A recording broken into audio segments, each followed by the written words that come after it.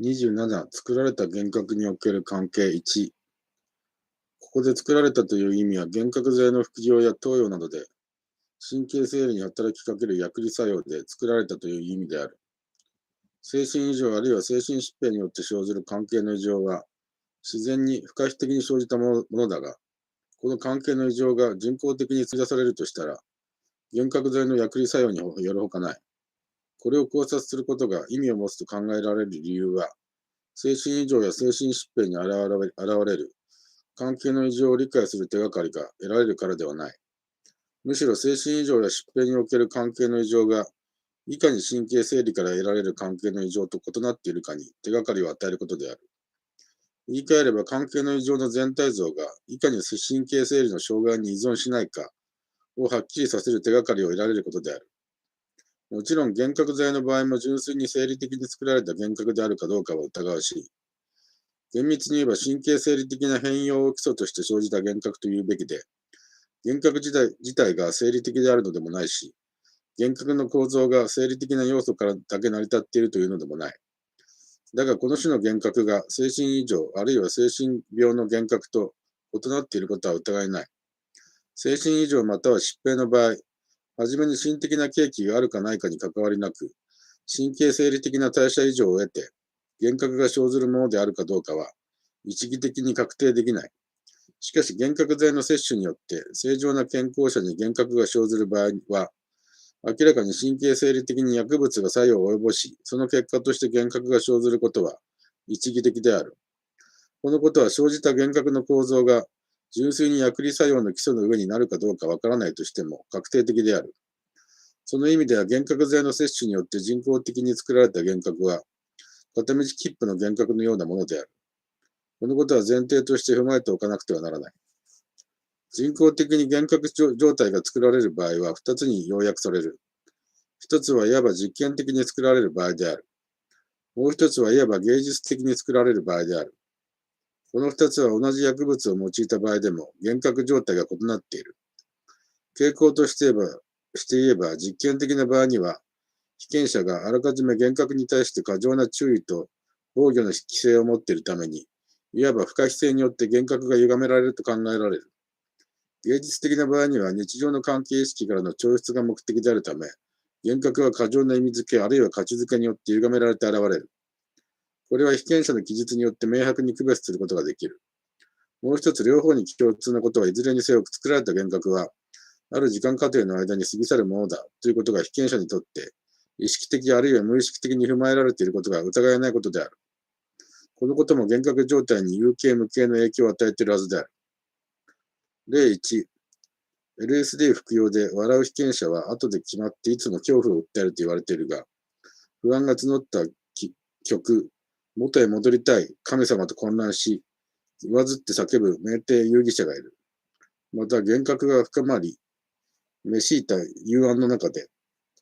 父親と母親とが生々しく胎児のように濡れて成功しているのを見、その純視覚の持続感に耐えきれなくて、ただわけもなくわめき続けていた。ベン・フランクリンメガネをかけたヒッピー少女のことを私は覚えている。純視覚にもせよ、何かを見ることができるのはまだマシな方で、完璧なナウ感覚に閉ざされてくると、純粋な体感の持続以外のものは一切消え去ってしまわなければならないだろう。身体の知覚が緊張から弛緩へ、弛緩から緊張へ、再び上昇から下降へ、下降から上昇へと秒間ごとに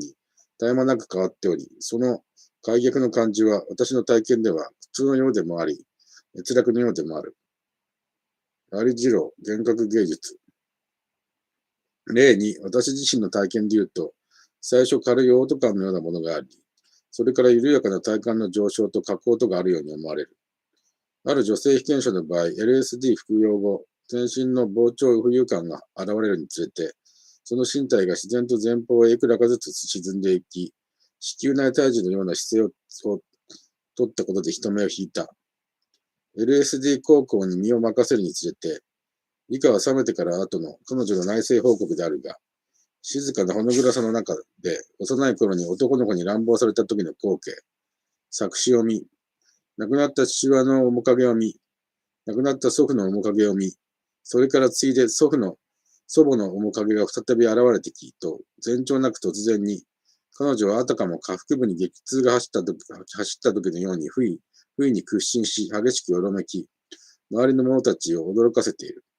祖先領域に頓する面影を原始した後、それは分娩時にへその緒をお産ばさみで切断された時の激痛なのであり、私は今、それを思い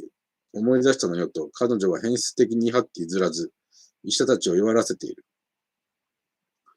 例3、非常に清潔な臨床の実験場所だった。彼は白い部屋のベッドに寝かされ、どんな薬か知らされず、カプセルを次々に飲まされた。一つはプラシーボを患者の気休めに与える無害の薬。一つはいつも恐ろしい経験をもたらすデトランだ。ケイシーはいつだってその経験のことを語ることができる。なぜなら彼が被っている毛布の毛が突然凄まじいゾッとするようなトゲになって一面に生えたように見え、喉に手を突っ込んで飽きたい気分に襲われるからだ。が、そうした経験の一つは彼は初めて知ったのだが、リスが外の木からどんぐりを一つ落としたとき、ものすごい音を立て、まるでそれが外の出来事ではなく部屋の内部で起こったようで、本当は音なんてものでなく、拡大しつつある存在、視覚的、ほとんど触覚的な存在となって、彼の周囲はゆらゆら酩酊したブルーの状況となって、突如として彼はかつて想像したこともない意識の領域に入り込む。それは夢とか精神錯乱とかいうのではなく、彼の意識の一部なのだ。天井を眺めると動き始めている。パニック症状か。しかしそんな症状ではない。天井が動いている。渦を巻いて動いているのではなく、光と影が交錯する天井の表面に、左官、スーパープラスターマンが確実な技術で、過労シロップチューブ、壁を塗る塗料を泡立てて仕上げられた滑らかな天井ではない。小さな塊や畝、線、白い砂漠の流砂の波のてっぺんにできる粒のような線。それほどでも単純ではないができるのだ。トム・ウルフ、クール LSD 交換テスト。例4。時折ケイシーは LSD を飲んでラリって仕事に取り掛かることがあった。彼は顔を見通すことができた。時折彼は作品を描き、時折患者の絵を描いた。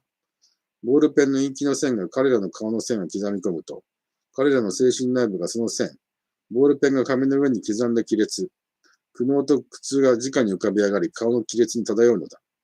それは全く信じられないほどのものになる。その亀裂はクロムクドリの鼻の穴、クロムクドリの目に変わり、顔はすべてクロムクドリのギーという叫び声を発するのだ。例5、LSD を飲むと、もしそれが正しい効果を表すと、エゴと非融合は融合し始める。無数のバラバラになって存在していたものが融合し始めるのである。音は色になる。青い色は匂いになり、壁は葉っぱの裏側みたいに自ら呼吸し始める。カーテンはコンクリートの柱となり、そしてさざ波を立てて動き始める。このどえらいコンクリートの塊は、あの崩れる前のブジットサウンド橋に打ち寄せる波のように、ハーモニックな波を立てるのだ。巨大なものから最も小さな、最もパーソナルなものに至る宇宙全体のハーモニーを感じることができるのだ。この瞬間にこそ全てのものが一つになるのだ。これらの例は芸術的に作られた幻覚状態の描写のうち、比較的確からしさを持った箇所を抜き出したものである。薬物幻覚の体験についての記述は概して貧しいが、恣意的な意味付け価値付けは極度に誇張されていると見ることができる。これは芸術的な人工の幻覚状態の記述の特徴である。また現象として見れば分裂病の幻覚と酷似している。リスがどんぐりの実を落とすのを見ると、それが大音量のように聞こえたり、様々な原子が浮かんできて流れたり、身体図式や身体像が崩壊して光景に追いやられたり、膨張したりといった描写はそれを語っている。また音が色彩と短絡して強磁的に現れたり、欲求とちょうど見合うような原子像が欲求と同時に現れたりというのがそれである。ただ分裂病とこれらの作られた症例とが異なっているのは、作為体験、何かからそうさせられているという体験覚の有無ということである。一級の分裂性幻覚には作為体験が存在するのに、これらの幻覚剤症例にはそれがない。その理由はすぐに常識的にいくつか挙げられる。第一にこれらの服用者はほとんど例外なしに幻覚剤による体験の持続は数時間であり、その後元の状態に戻ることを前提としているため、たとえ意識していなくても、幻覚状態は絶えず元の心的状態との対比の上で存在している。服用後の幻覚症状が激しく強いため、元の心的状態との対応が途切れそうになると不安になったり、また逆に擬人症的な幸福感に満たされたりするのは、服用者に元の日常の心的世界との対比が存続しているためである。だから現象的に分裂病の幻覚と酷似していても、病的と呼ぶことは本当の意味ではできそうもない。作為体験が入り込む余地がないからだ。もしここで関係意識の障害を想定するとしても、正常時における空間識値は顕在的に、あるいは潜在的に持続した上で、それとの対比の上に成り立っている関係意識の障害と考えるほかない。正常時の心的世界との対比が全く存在しなければ、幻覚が直接に作為体験と結びつくはずであるが、この正常時の心的世界との潜在的な対比が貿易となって、作為体験の侵入を防いでいると言えよう。次にこれらの幻覚税服用者は何らかの理由で、現実的な諸関係から抽出したいという動機を持っている。言い換えれば正常時の心的な世界よりもより良い心的な状態を幻覚体験に期待していると言える。このことは服用後の幻覚体験が期待にかなうものであるかどうかに関わりなく、正常時の心的な世界から一過的に離脱し得たという目的だけは確実に果たされていることを意味している。だからむしろ夢状態に行けると言ってよい。さらに考えられることは人工的に神経生理から誘導させた幻覚だという意味では、先見的に競技化された幻覚だという点である。それゆえ、ここで現れる幻覚状態が何らかの関係意識の障害と呼び得るならば、その性格は自己の身体に対する関係づけの障害に基づき、そこから派生する空間障害及び時間障害の問題であり、自己と世界との関係障害は、ただ副次的にだけ介入していくに過ぎないことである。次に幻覚税による幻覚に数えられる特徴は、作為体験の項が脱血している度合いに応じて、被験者自身による幻覚の意味付けあるいは価値付けが、作為体験の脱血を重点するほかないということである。そしてこの幻覚の意味付け価値付けは、正常時における被験者の心的な世界が、どんなに見え隠れしていても潜在しているという前提なしには不可能である。分裂病幻覚の作為体験においてどこからか声がして指令されているとか、これこれの幻覚を生じさせられているというような、させられる幻覚体験の強要者は無意識のうちに人格化されたあるものである。この人格化されたあるものは特定の個人であることも、非特定の人格であることも、共同世界や組織であることもあり得るが、薬物そのものであることはできない。薬物でさえ誰々によって投与された薬物というように人格を経由することが必須の条件である。このことを言い換えれば、自己の神経生理から作為されることはあり得ないということである。何らかの意味で現実から抽出するために幻覚剤を用い、人工的に幻覚航行、トリップを試みる芸術的な幻覚体験は、もしヒッピー族によって行われているように、共同体験、交換体験として意味付けられるとすれば、何らかの意味で人格的なものが想定されなければならないはずである。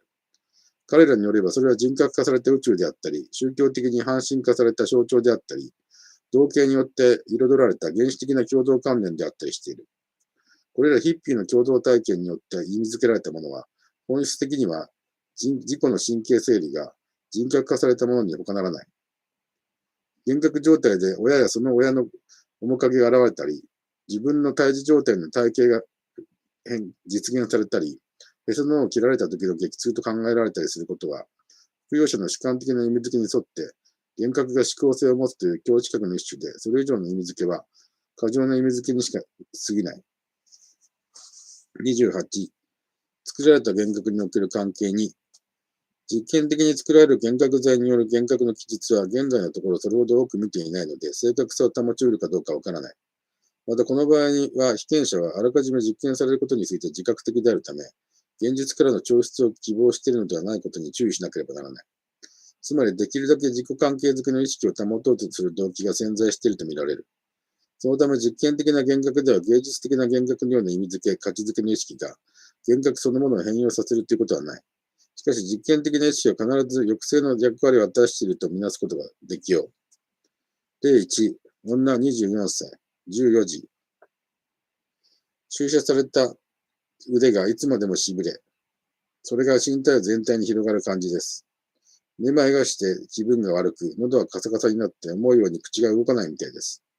周囲のものがはっきり見えず、動いているようにも見えるので、大きさの比較ができないようです。質問されても返答しようとする気力がありません。外界を眺めても目に映るところだけが自分の世界で、その範囲もだんだん狭くなって、立体角で30度くらいです。しびれ感が強くなり、それが喉の奥から大後頭孔を通って脳の方へ上がっていく感じです。前頭部が重く、頭も動かすのも面倒です。30分後、視界は水の底を覗いているようにぼやけていきます。目に映るものは絵本の1ページがままごとで使う家具や人形のように見え、私には何の興味も湧きません。先生の質問も私にしているようでなく、遠くに聞こえるようです。部屋の隅は暗く感じますが、カーテンはとても明るく感じます。目を閉じると一面にシーツやタオルの縁にあるような模様が現れ、それは白、クリーム色、薄い紅色、皆明るい色ばかりです。自然に出てくるので別に不思議に思いません。身体は固まって動かない感じですが、同じ姿勢を続けても疲労感がありません。1時間後、緊張感も恐怖感もなく、このままじっとしているのが自然で一番楽です。時間の経つのは気にならないというより、時間の観念がないのです。視野はさらに狭くなり、中心物だけが目に映り、それ以外は意識下に入りません。刺激が加わると、はっと一瞬実験されている自分に気がつきますが、また元に戻ってしまいます。白い壁から銀色の線が湧いてき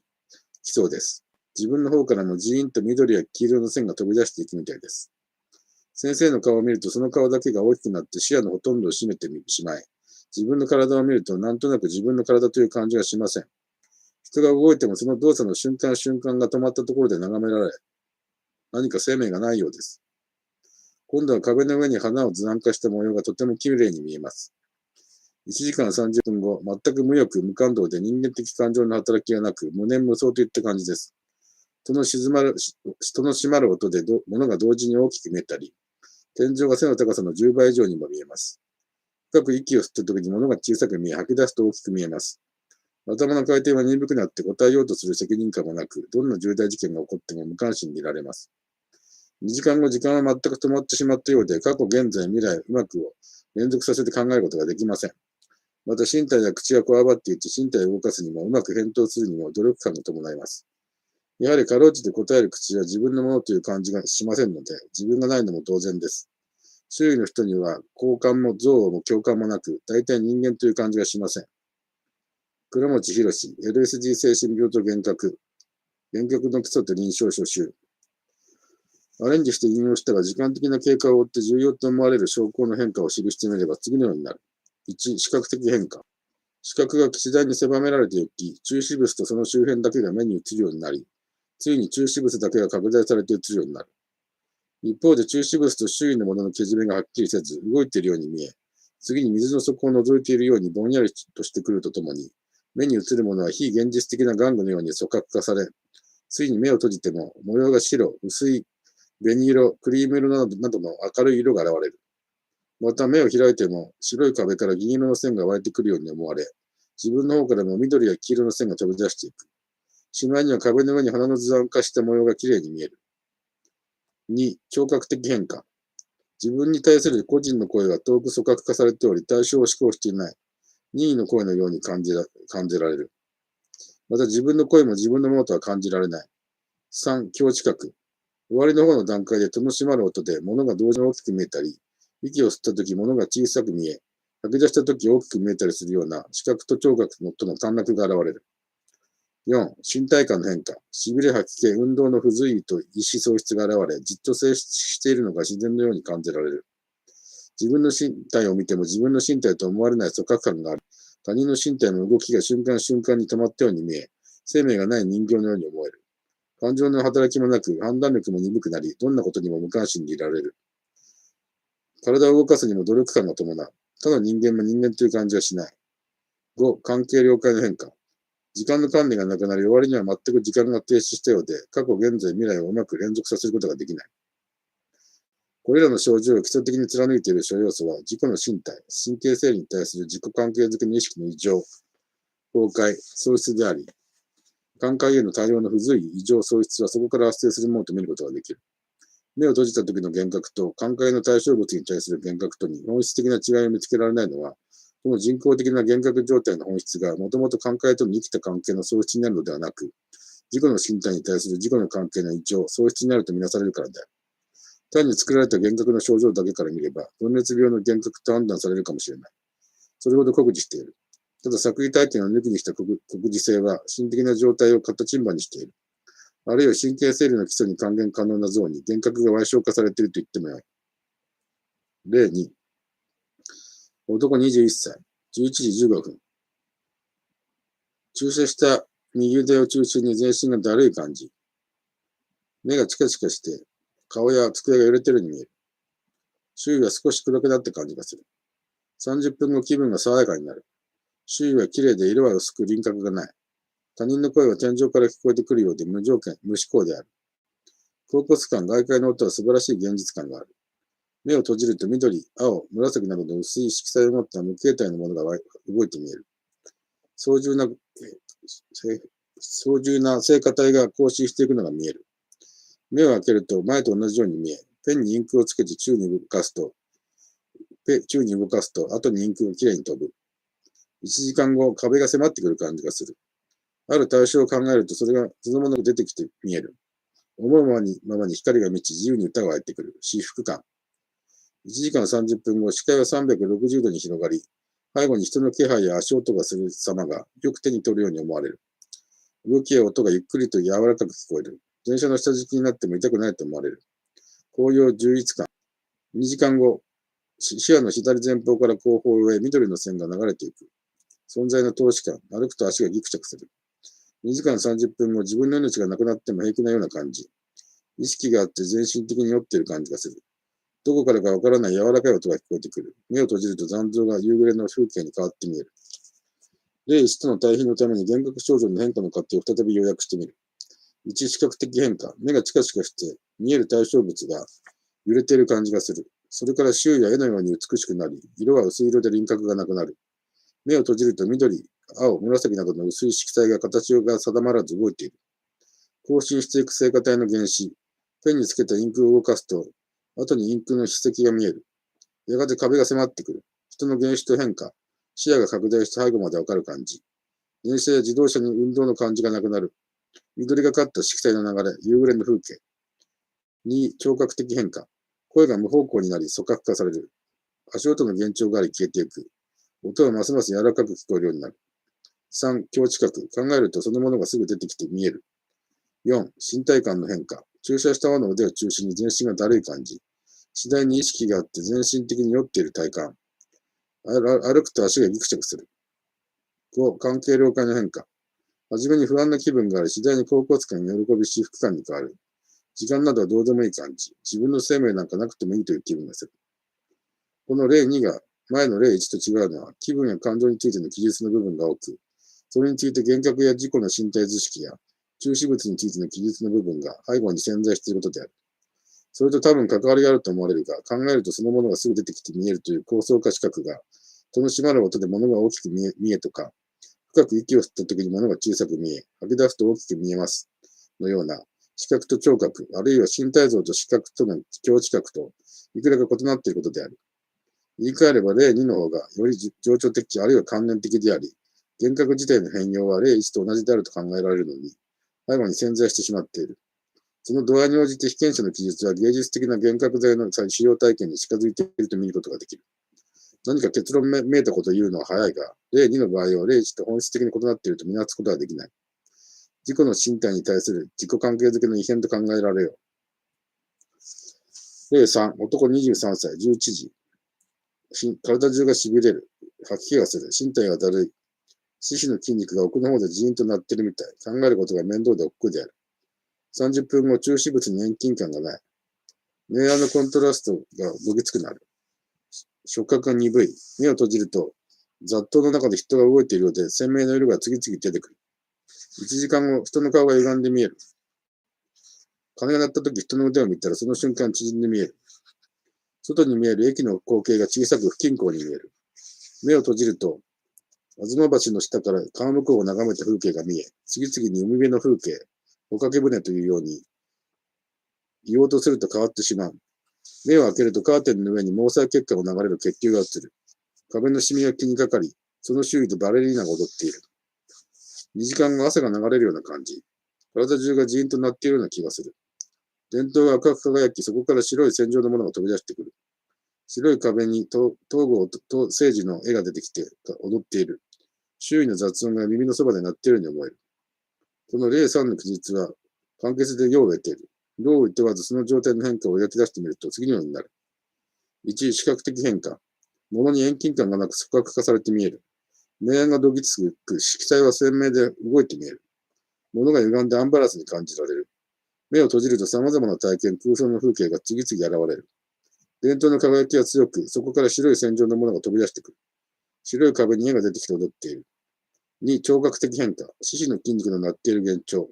雑音が耳に入らなくなり、最後には耳のそばで聞こえる。3、強知覚。鐘が鳴った時、人の腕がその瞬間縮んで見える。何か言おうとすると風景が瞬時に変わってしまう。4、身体感の変化。しびれ、吐き気、だるい感じ。億劫で何もせず眠りたい。汗が皮膚から流れるような感じ。体中がジーンとなっている。5、関係了解の変化。酔いの感じ。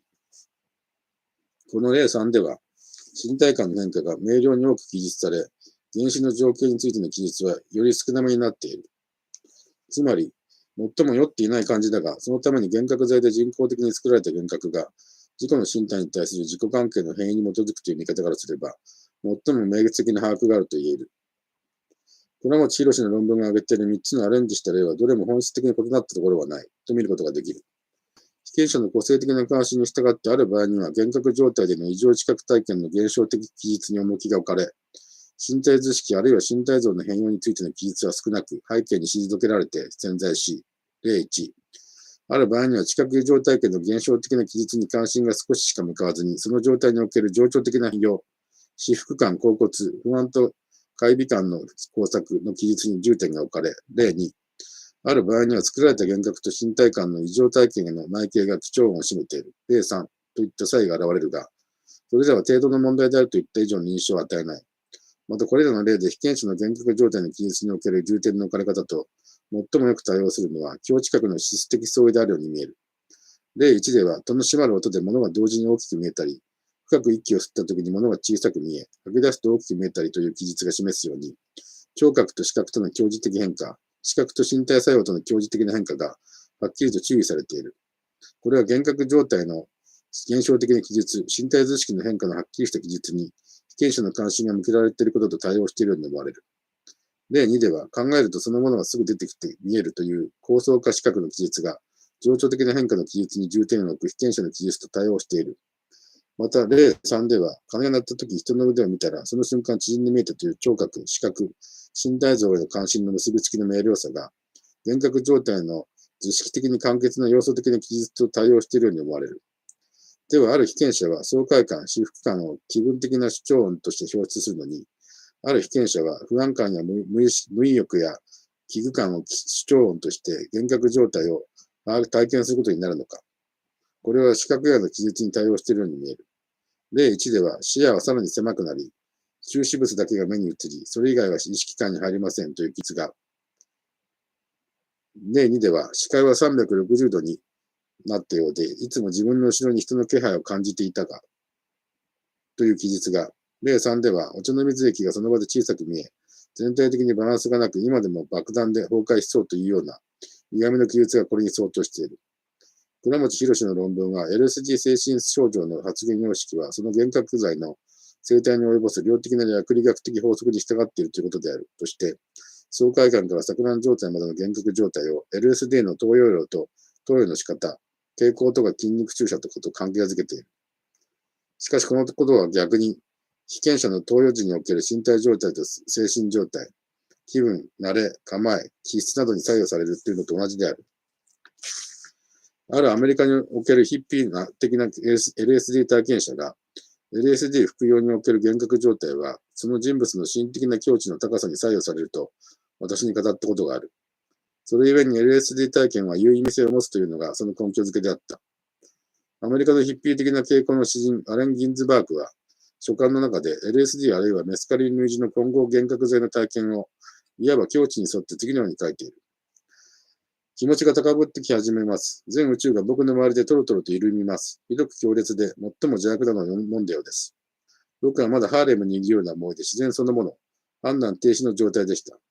LSD は完璧な効き目がありますが、これほどまでに深淵で恐ろしいほどの深みに僕を誘い込みはしませんでした。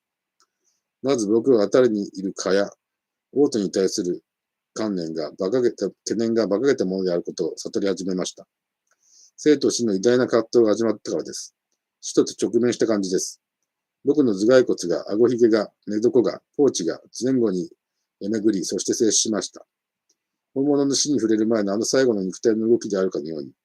吐き気を催し、突然外へ出て吐き始めました。蛇たちに、僕は蛇の天使たちのようなものに覆われました。僕の体中に金色の光輪のような蛇が巻きつき、僕は宇宙を吐き出す一匹の蛇のようでした。また宇宙の破滅を実現しようとして吐く牙のさえ、頭に飾りをしたジバロであり、僕の死がやってくる。みんなの死がやってくる。みんなその覚悟はなく、僕も覚悟はできていない。樹木の間の僕の周りに化け物の声がし、夜の宇宙の中の恐ろしい孤独にもだえながら吐き続ける人たち。集会のノーマルな人たちです。彼らの声がします。一気そして宇宙の体に包まれようという意志を吐きました。ウィリアム・バローズ、アレン・ギンズバーグ、麻薬書簡。幻覚状態の現象としては別に得意さはないと言える。しかしその意味付けは得意であり並外れている。ギンズバーグの記述は幻覚剤による人工的な幻覚の意味付けとしては最も徹底的なものの一つである。ここまでくれば幻覚症状が幻覚剤の生体に及ぼす量的な薬理作用に作用されるということは無意味なように思われる。身体生理に薬理的な作用を加えて作られる幻覚状態の基礎の上に観念の構築をやることが可能であるということを示唆しているように見えるからである。宇宙に身体を包まれて死ぬというギンズバーグの情動教的な終末感が、オートという身体生理の動きと働きと強知覚される。この終末感は宗教的体験と酷似しているという意味で、正常な想像力の作り出した世界である。そこで逆に幻覚剤によって人工的に作られる幻覚状態そのものには、本来的な意味も価値もつけられず、またこの幻覚状態が現象的に、分裂病の幻覚状態と似ているからといって、同一視することができないことも暗示している。幻覚剤によって人工的に作られる幻覚状態は、現象的には今まで見てきた数例からだけから判断しても、要素的にはほぼ出尽くしていると言っても過言ではない。しかしこの幻覚状態によって体験者が何を想像し、どういう像を作り出しているかは全く恣意的であるとともに、思想的であるとも言うことができよう。明らかに幻覚状態の構造は体験者の構え、意味付け、存在感によって思考的に作用されるように見えるからである。29、作られた幻覚における関係3。LSD25 の投与によって生ずる人工的な精神異常または病気が神経生理の変化に基づくことは確かである。これはいわゆる正常順にその症状を作り出すことができること、またこの症状が一過性なことからすぐに理解される。そうだとすれば身体像あるいは身体図式の変容は LSD25 を投与した際、正常と異常の境界条件として現れるはずである。身体像あるいは身体図式が本質的に何を意味するかは様々な理解があり得る。しかしこれがいずれにせよ自己意識の自己身体に対する関係づけとその了解を本質とすることは疑うべきもない。身体像あるいは身体図式の成立は通俗的に俺の身体は俺が一番よく知っていると言えるほど簡単ではない。大抵の場合私たちは漠然としてしか自己の身体像あるいは身体図式を把握してはいない。ただこの自己把握はいわば内からと外からと教授的に把握された身体意識と言えるから、相対的に言えば存在感の基礎にこの身体像あるいは身体図式が関与しており、そのために存在そのものが強固であるように、身体像または身体図式も強固であり得るということである。身体像または身体図式の問題についてもう一つ重要と思われることは、もし自己意識が自分の身体に集中されるならば、この身体像または身体図式は明瞭な輪郭像を持つようになり、この明瞭にされた形態または輪郭像は、自己関係づけと自己了解について、自己の現存感のすべてのものが極限まで象徴されるだろうということである。言い換えれば彼の身体像あるいは身体図式の把握に、彼の現在の判断力、識知、感性のすべてが集約されるだろうということである。古丸清志郎、岡田幸雄、真田正則、笠原隆、坂本健二らのは、LSD25 による原子現象の研究でこの問題を取り上げている。原子は様々な形態で現れるが、その根拠は自己意識によって自分の身体を把握するとき、内と外の両方から総合される点に求められる。主体のある部分に切断、欠損が生じた場合、外側からの把握では、意識は自分の意識を主体を障害した不具として把握する。しかし内側からの把握は必ずしも外観上の主体欠損にすぐには追従するとは思えない。なぜならば身体把握は相対的には自分の存在感の基礎に他ならないから、そのために主体の一部が欠損しても、あたかも欠損した主体が存在しているかのような把握は、大なり小なり残存していわゆる現象を呈すると思える。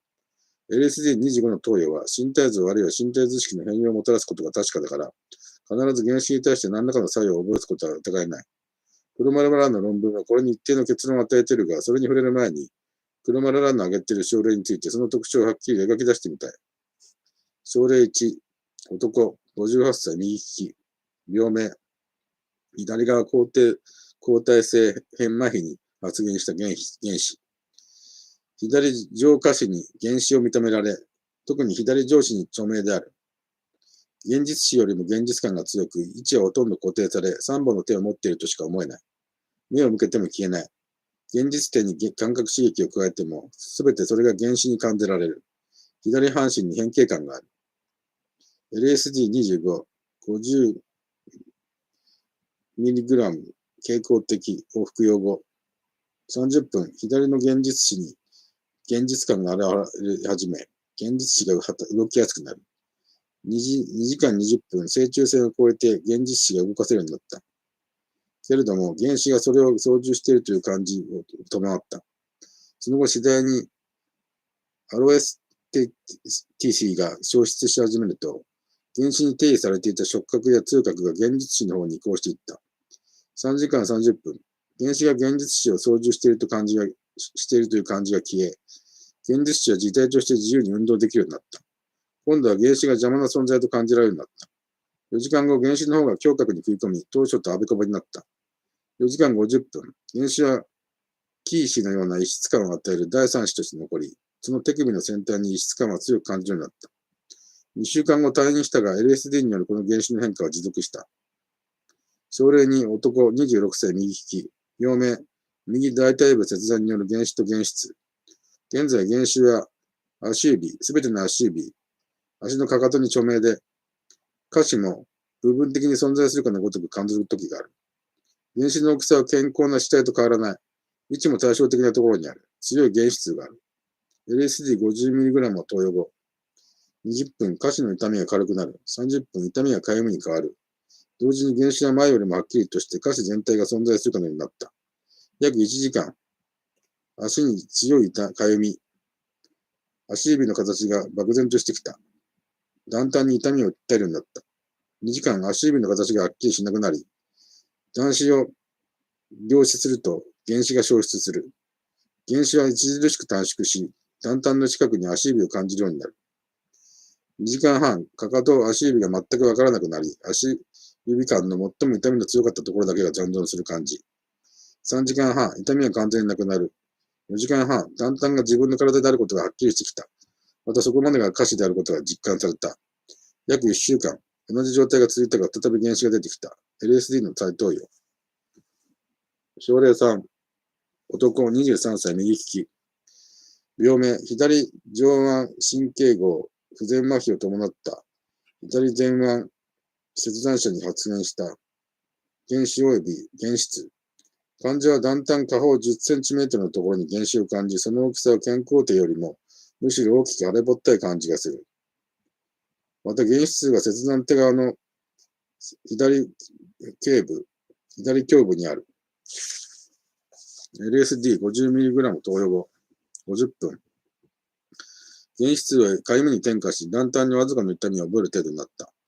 約1時間半、今まで存在しなかった左手首、左前腕の原子をありありと感じ始め、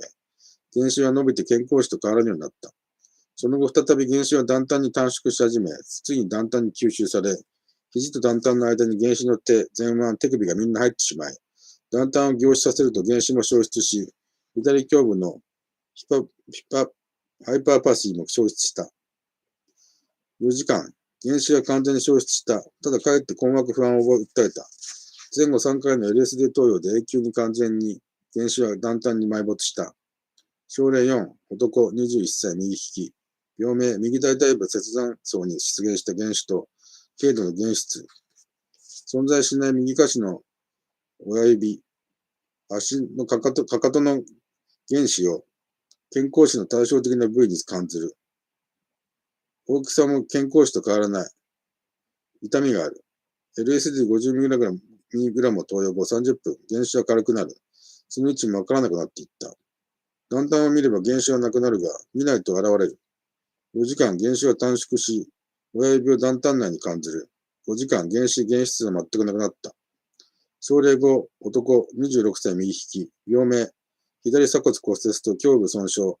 大腿部切断後発生した原子及び原質。健康な死体と同じ大きさの指の原子が断端の20センチ下方に存在して感じられ、原子数は注意するときだけ感じられた。LSD50mg を投与後、40分、原子はかえってはっきりし、原子数は和らぐ。1時間、今まで感じなかった肺腸部と原子と感じ、原子も伸びて足指やかかとも健康な死体と変わらなくなった。2時間後、原子は短縮し始め、断端に密着した。4時間後、原子は全く消失。1週間ほとんど消失のまま。症例6、男26歳右利き、病名、上腕部切断後発現した原子並びに原質。断端に原子はあり得ると感じる。大きさは健康種と変わらない。原質は手のひら全体、指全体で締め付けるような強い痛みを感じる。対人関係や夜間などで痛みは変化する。LSD50mg を投与しても原質がやや少なくなり、断端はやや軽くなったが、形態には変化を見せなかった。生活に強いコンプレックスがあることを語った。LSD の根拠はほとんどなかった。症例7、男、16歳右利き。病名、右大腿部切断による原子。右足関節部より末梢にかけ、特に指の原始的存在感が強く、痺れが伴う。LSD50mg を投与後、1時間半変わらないので、LSD25mg を追加投与後、2時間、足が少し軽くなり痺れが薄くなった。4時間また元に戻り始め、8時間には服用前に戻った。LSD25 による原子現象の研究。このような症例をもとにして、黒丸らが原子について導いている考察のうち重要と思われるのは次の2つである。1、つまり原子の体験は我々の正常な状態でその主体を持っているといった知覚体験とはかなり異なったものであり、当該主体に対して築かれてきた描写の内的傾向、インナーディレクションをより忠実に反映しているものだと考えられるからである。2、LSD50mg の投与により、50分後には現実視に実在感が現れ、ついで動きやすくなり、正中線を越えて運動することが可能になると、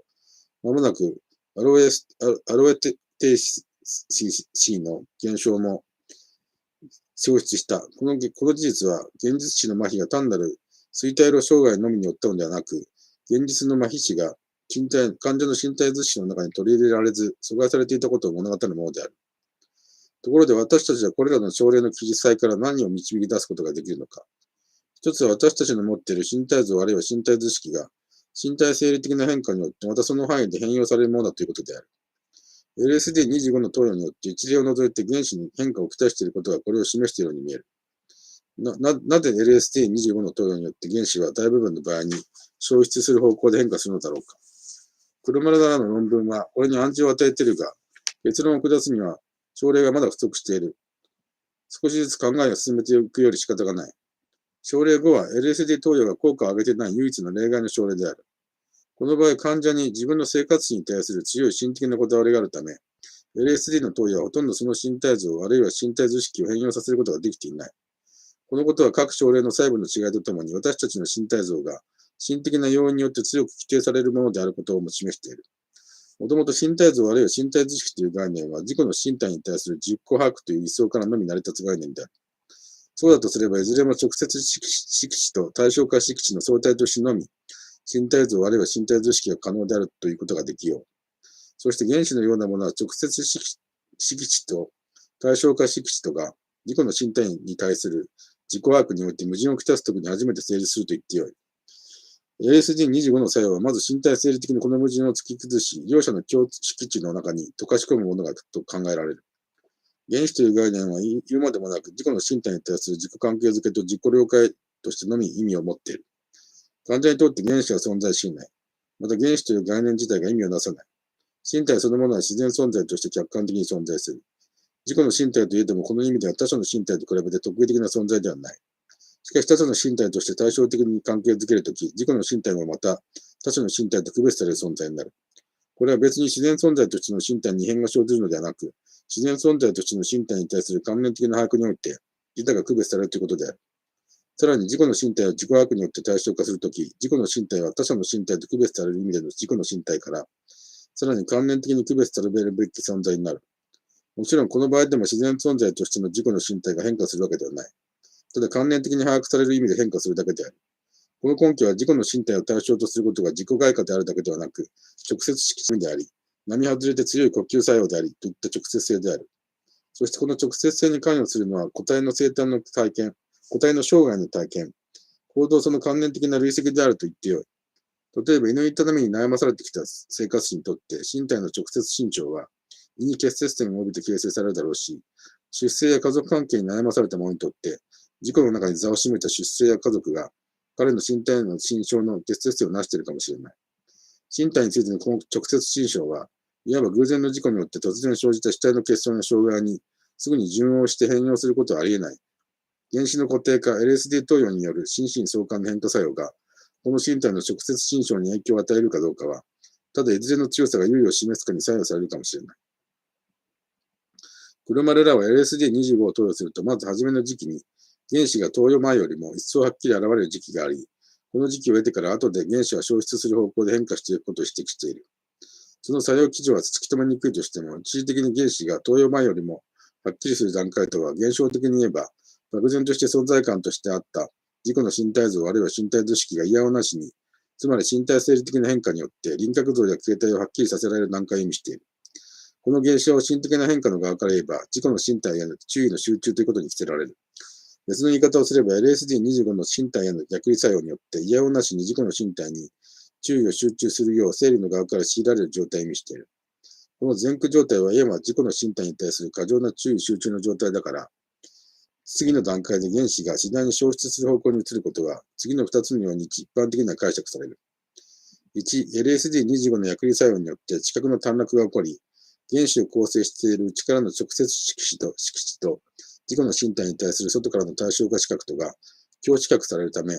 原子は欠損支部と一致する方向に向かう。2、LSD25 の薬理作用によって、投与前にすでに持っていた身体像あるいは身体図式が接動を受け、この接動による身体像あるいは身体図式の崩壊は、原子自体をも一時的に崩壊させ、これは多少の履歴現象を残すことがあっても復元されることはない。これ以上の推測を下すことはもっと症例を集めない限り、とてもできそうにない。